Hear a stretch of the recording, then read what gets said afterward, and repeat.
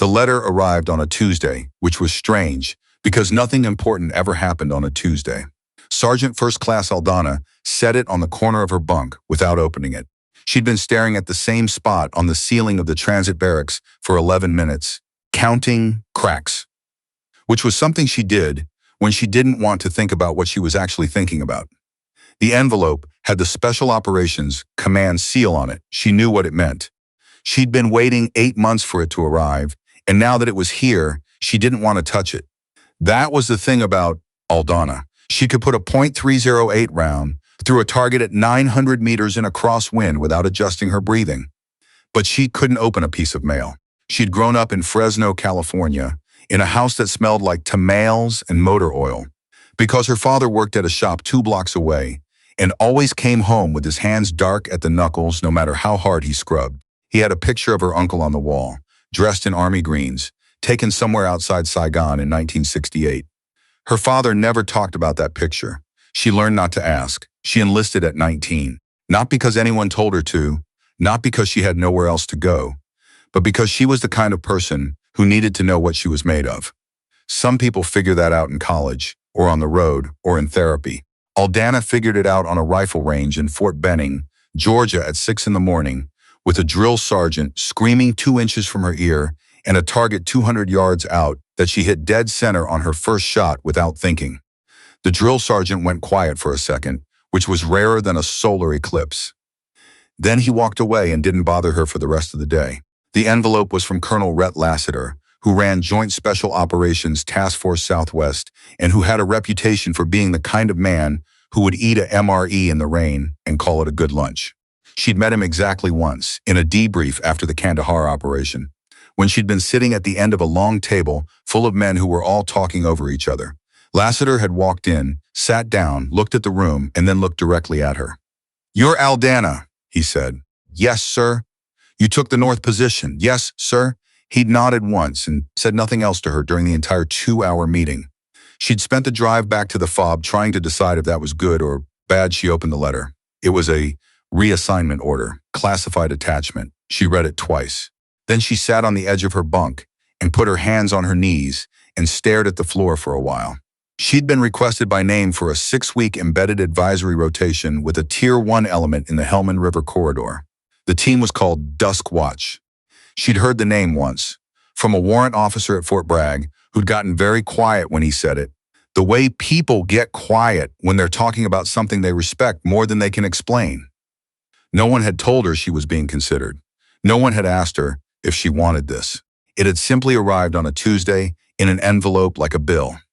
She picked up her phone and called her older brother Mateo, who lived in Phoenix and coached high school baseball, and had never once in his life been impressed by anything she told him she was doing, which was why she always called him first. "Helmand," he said. "Yeah, that's the bad one? They're all the bad one." He was quiet for a moment. She could hear a game on television in the background. "You gonna say yes?" "I already said yes. That's not how these work. You don't say yes or no. You go, right." Another pause. "Mom's going to be..." "Don't tell Mom yet. Lena Mateo. Don't tell her yet." He didn't. She knew he wouldn't. That was the agreement they'd had since she was 17, which was the year she'd climbed out her bedroom window at 2 in the morning to drive out to the Sierras alone. And Mateo had covered for her without asking a single question. He was the only person in her family who understood that some things she had to do before she could explain why. She landed at Kandahar Airfield on a Thursday morning in October, when the air smelled like diesel and the mountains in the distance looked like something painted onto the sky. A staff sergeant named Obi met her at the tarmac with a clipboard and the expression of a man who had long ago made peace with waking up at 4 in the morning. "Sergeant Aldana," he said. "That's me." He looked at the clipboard, then at her, then back at the clipboard, in a way that suggested the clipboard was not matching his expectations. She was used to that. She'd been 6 feet tall since she was 16, which meant people looked at her and then recalibrated. And the calibration usually landed somewhere between surprise and something more complicated. "Vehicles this way," he said. The drive to the FOB took 2 hours on roads that were less roads than suggestions. She sat in the back of an MRAP with her pack between her boots and watched the landscape through the small scratched window and didn't try to make conversation. Obi, to his credit, didn't either. The FOB was a collection of blast barriers. and prefab structures arranged around a central operations tent that leaked heat in a way that made you want to stand outside in October air and be grateful for it. She was shown to a bunk in a structure shared with 3 other people, none of whom were there when she arrived. She stowed her gear, checked her rifle, and went to find the team. They were in the operations tent, gathered around a topographic map that had been marked up so many times the original paper was barely visible under the layers of grease pencil. 4 men. She counted them before she walked in. She walked in. The man closest to the door was big through the shoulders and had the look of someone who'd played football somewhere and never entirely stopped. His name tape said Becker. He looked at her the way people sometimes look at the wrong person walking through the right door. "Help you?" he said. "Aldana," she said. "I'm the advisory attachment." Something moved across his face, not hostility exactly, more like a door closing. "The shooter?" he said. "Yes." He nodded slowly. She'd seen that nod before. It was the nod people did when they were deciding not to say whatever they were actually thinking, which meant she'd already heard what they were thinking in the silence between his words. The other 3 men looked up from the map. One of them, a captain named Graves, whose eyes were the kind of tired that sleep didn't fix, introduced himself and the others without much ceremony. A warrant officer named Tull, a staff sergeant named Dex, who was short and compact and looked like he'd been specifically engineered to survive things, and Becker, whose first name she didn't learn until the 3rd week. Graves walked her through the mission parameters. The task force was running an intelligence-driven operation targeting a senior soldier facilitator who moved between 3 villages in the southern Helmand corridor. The facilitator was named in the classified documentation as Tariq Nazari, though the team called him Transit because he was always moving and never where you expected him to be. The operation had been in planning for 4 months. It required a sniper element positioned on the ridge above the primary village to provide overwatch during the ground approach. The ridge was exposed approximately 1,100 meters from the target compound, with limited concealment and a sight line that required shooting through a gap between 2 rock formations roughly 60 centimeters wide at the barrel plane. Becker, it turned out, had been the designated sniper for the previous 2 operations. He'd been reassigned to a secondary role for this one, because the shot parameters exceeded what his qualification scores had reliably produced under field conditions. She understood then why the door had closed behind his eyes. She didn't say anything about it. There was nothing useful to say. They ran rehearsals for 6 days. The models were built on sand tables and GPS-mapped terrain data, and they ran the approach 3 times a day until everyone's movements were automatic. She ran the ridge infiltration alone, because that's how the shot would be taken, and because the men on the ground element had enough to coordinate without adding her to the matrix. On the 4th day, Becker followed her out to the range. She was running the position, prone, behind a low berm that approximated the rock formation on the ridge, working the gap, doing dry runs with dummy rounds, feeling the wind shifts and calculating for them. She knew he was there before he spoke. She'd heard him come up behind her, and she'd made herself breathe through it. "You're compensating high at the 3/4 mark," he said. She didn't look up. "Wind's variable up there. The data I have shows it kicks left at 2/3 of the distance, then flattens. If I compensate at the standard point, I'll be chasing the variance." Silence. "I ran that ridge last year," he said, after a moment. "I know, wind does do that." She didn't say anything. He sat down on the berm beside her, which she hadn't expected. He put his forearms on his knees and looked downrange for a while. She let him. "You qualified at what range?" he asked. 1,000 meters standard qual, went to 1150 on volunteer shoots. Another pause. She could hear him working through something she didn't have access to. "The gap's tighter than the models show," he said finally. "There's a rock at the left edge that's not on the survey. It'll cut your margin by about 4 inches at distance." She looked up at him then. He was still looking downrange, jaw set, and she understood that this was costing him something, and that he was choosing to spend it anyway. "I'll account for it," she said. He nodded, stood up, walked back toward the fob without looking at her again. She stayed on the berm for another hour. The sun went flat and orange behind the mountains. She ran the gap 22 more times.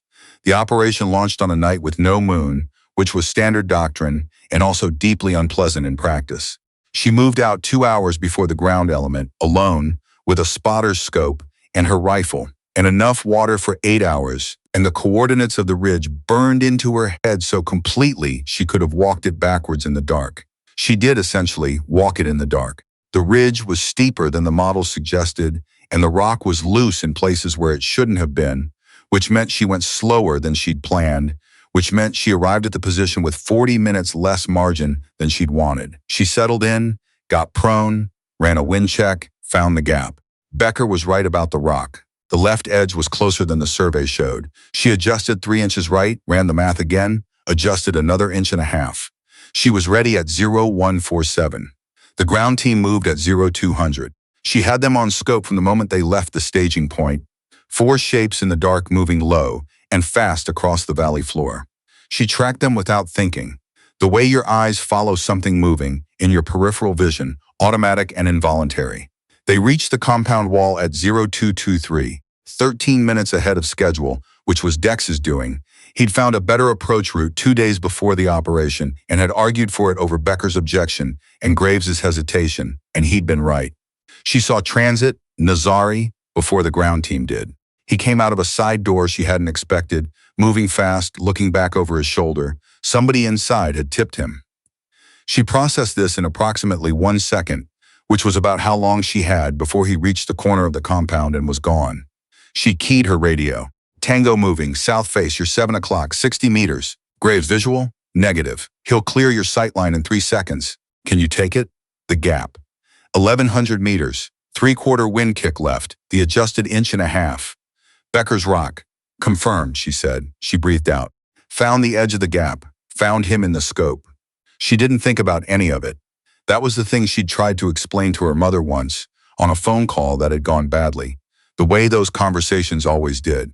Her mother wanted to understand how she could do this, how she could be this, and Aldana had tried to say that at the moment itself, there was no her to speak of. There was the wind, the distance, the scope, the math. There was the mission, the weight of it, the meaning of it, that came later. That was the part she carried when she was counting cracks in ceiling she fired. 1 round. She found out later, much later, weeks later, in a debrief room that smelled like burned coffee, that Graves had reported a specific thing to Lassiter afterward. He'd said the round went through the gap clean. I don't know how she read that wind at 1100 meters in the dark, but she put it exactly where it needed to go. I've never seen a shot like that in 15 years. She found out because Lassiter told her directly, which was not standard protocol, and suggested he'd made a decision about what she needed to know. But that was later. In the moment, after the shot, she stayed on the ridge for another 3 hours while the ground team cleared the compound and secured the site. She tracked them on scope. She watched Dex signal clear at 031. She watched Graves stand in the courtyard for a moment and look up at the ridge in the dark, which he couldn't possibly see her on, but he looked anyway. She lowered the scope and lay on the rock and watched the sky lighten at the edges. The stars in Helmand were unreasonable. There were too many of them. Every time she looked up at them here, she felt something she couldn't name that was somewhere between grief and something better than grief. She thought about her uncle's picture on her father's wall, the one from 1968, outside Saigon. He'd been 22. She was 29. There was a line between that picture and this ridge, and she was standing on it, and she didn't know exactly what that meant, only that it meant something. She packed up at first light and moved off the ridge. The debrief lasted 2 days. The intelligence exploitation from the compound led to 3 secondary operations in the following 2 weeks, which Graves later said broke the back of the facilitation network in that corridor more comprehensively than anything they'd done in 18 months. None of that was in her write-up. The write-up was clinical and factual and used the word effective 4 times, which was the bureaucratic equivalent of a standing ovation. What was not in any write-up was what happened in the operations tent on the evening of the second debrief day. There were 8 people in the room. Lassiter had come in from Kandahar, which was unusual enough that everyone in the tent was slightly more vertical than usual. He'd been going through the operational timeline with Graves, and then he'd stopped, and he'd looked across the tent at where Aldana was sitting against the far wall finishing a cup of coffee that she was 90% sure had been brewed before the operation launched. You didn't ask for a second shot, he said. It wasn't a question, but she answered it anyway. There wasn't time for a second shot. A lot of shooters would have asked for it anyway. She didn't respond to that because she didn't know what the right answer was and she didn't want to give a wrong one. Lassiter turned back to the map. Write it up, he said to no one in particular. All of it. I want it in the formal record. Becker was sitting 3 feet to her left. She felt more than saw something shift in him. Not the door closing this time, something else. After Lassiter left, Becker leaned forward and put his elbows on his knees and looked at the floor for a long moment. Then he looked at her. I taught myself to shoot left-handed after my rotator cuff went in 19, he said. Took me 8 months. She looked at him. I'm not saying it's the same thing, he said. I'm just saying I know what it takes to keep doing something when it's easier to stop. He stood up. Good shot, Aldana. He walked out of the tent. Dex, who had been sitting across from her the entire time and who had barely spoken to her in 6 weeks beyond tactical necessity, looked up from whatever he was reading. He doesn't say that, Dex said. Say what? Good shot. He looked back down. I've been with him 4 years. I've never heard him say it. She called Mateo from Kandahar, the night before her flight, back to the States. It was 2 p.m. in Phoenix. She could hear traffic in the background and the faint sound of someone running a lawnmower, which was so aggressively ordinary that it almost made her laugh. You okay? He asked. Yeah, you don't sound tired. I am, actually. She stopped. Outside the window of the phone alcove, she could see the flight line. A C-17 was running its engines in the distance, and the sound of it came through the glass as a low vibration she felt more than heard. It went well, she said. How well? She thought about the gap. The 1,100 meters. Becker's rock adjusted for, absorbed, made part of the calculation. She thought about Graves standing in the courtyard at SO 312, looking up at a ridge he couldn't see. She thought about Lassiter saying, write it up, all of it. I want it in the formal record, which she understood now as a kind of protection, a hand extended across a table in a room full of people who hadn't expected her. Well enough, she said. Mateo was quiet for a moment. She heard the lawnmower get closer and then fade. Mom wants to know if you're coming home for Christmas? Tell her yes? Yeah, tell her I'll be there. He didn't push. That was the agreement.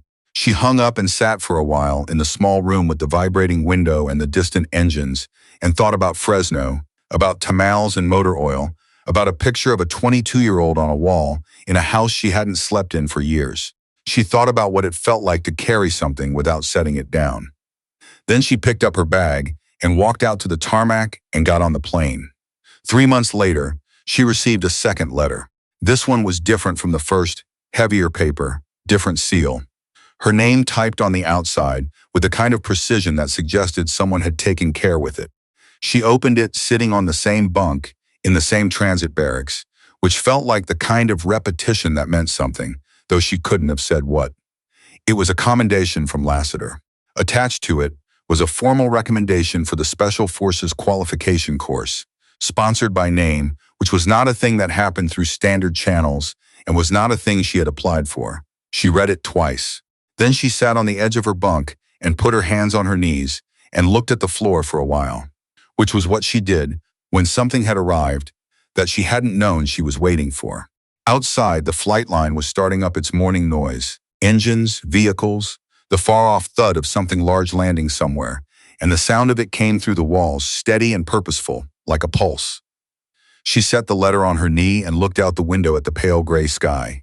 She thought about the gap. 60 centimeters at the barrel plane, 1,100 meters, a wind that kicked left and then flattened, a rock that Becker had told her about because he'd chosen to spend something that cost him.